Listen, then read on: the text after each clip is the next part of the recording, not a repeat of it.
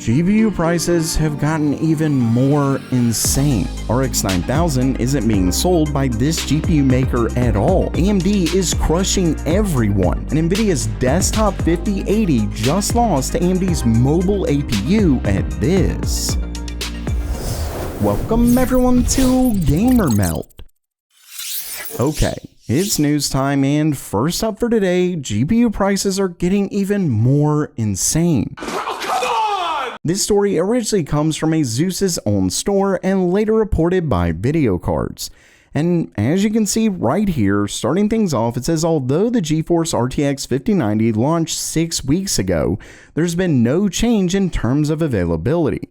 In fact, for pricing, which skyrocketed to or beyond $3,000, it's only been going up since launch.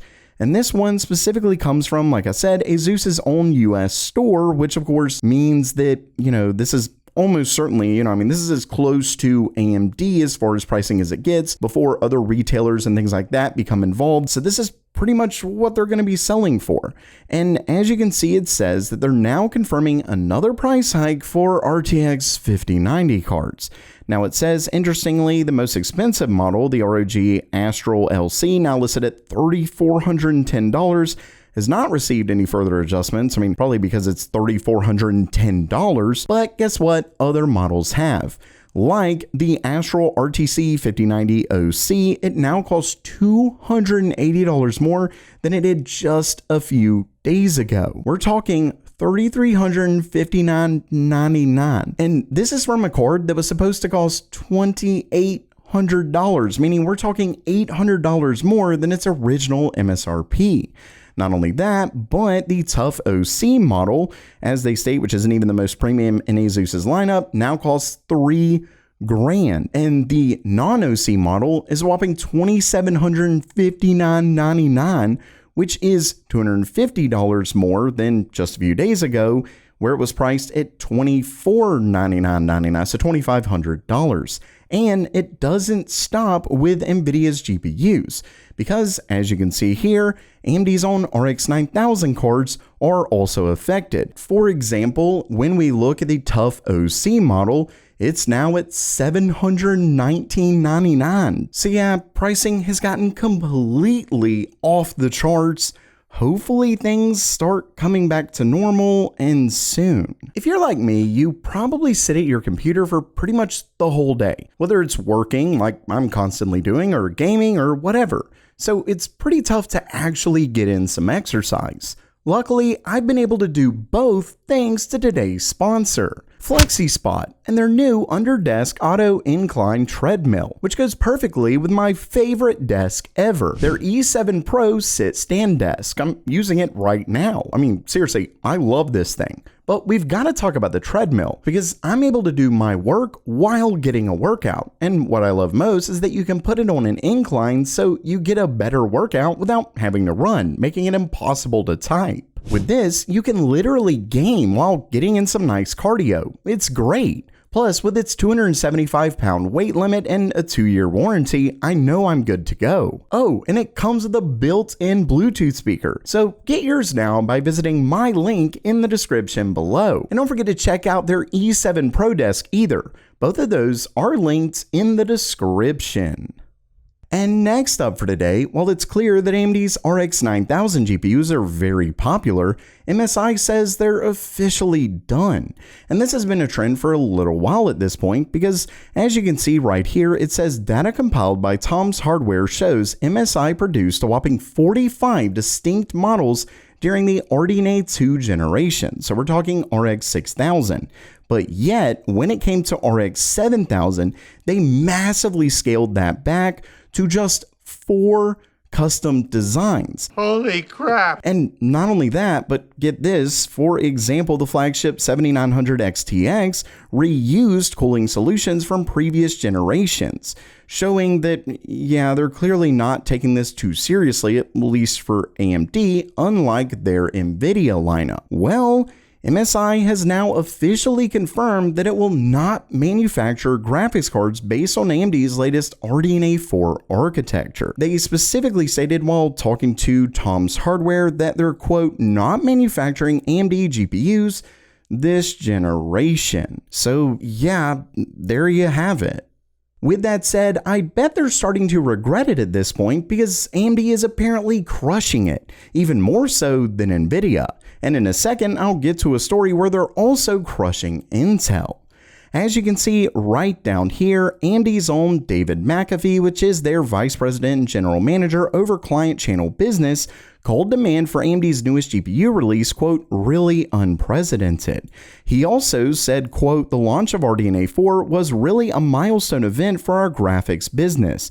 The demand was very, very, very strong all around the world. Now, I will point out to David McAfee, one of the big reasons it was so strong is definitely their price. So those rumors claiming AMD was just doing that price at first, but they plan on changing it, you probably don't want to do that. With that said, there is some pretty big proof that what he's saying here is in fact correct, because just recently, as you can see here, AMD held an event titled Spring New Products Launch in Tokyo.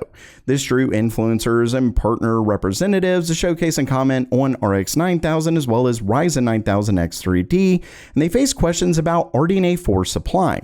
And AMD Japan's marketing manager, this person right here, I'm sure I would really mess up that name, claimed that Radeon has boosted its marketing share in the country to a whopping 45% with RDNA 4, the highest it's ever been. So yeah, like I said, AMD is completely crushing it when it comes to the GPU market, but also, like I said, they're crushing it in the CPU market, because as you can see right down here, it says, despite launching the Arrow Lake S processors, the only way Intel is keeping up with current demand and competition is by selling its 13th and 14th gen CPUs.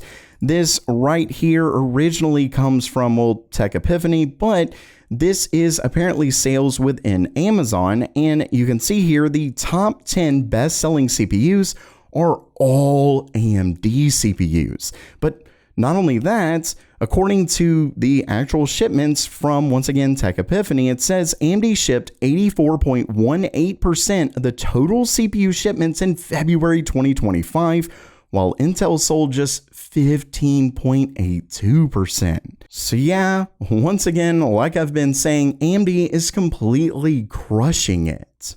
And lastly for today, AMD's brand new monster APU, their Ryzen Max Plus 395. Remember, this is that bad boy that comes with a whopping 40 CUs within the integrated GPU, and let's just say it's doing some wild stuff. This story originally technically comes from AMD, where they shared some new benchmarks of the APU compared to Intel as well as Nvidia, and I'll get to the Nvidia one in just a second, but as you can see right here, this is creating tokens per second for LLMs, so of course this is comparisons with AI, and versus the Intel Core Ultra 7 258V, you can see that AMD's APU just, it's not even a competition. I mean, it totally crushes it here. Then in these, it may look like it loses, but this is time to first token, so the smaller the number, the better. And as you can see, it also crushes it here. Over here, it shows it crushing it as well, but there's one slide that's honestly, it's fairly shocking.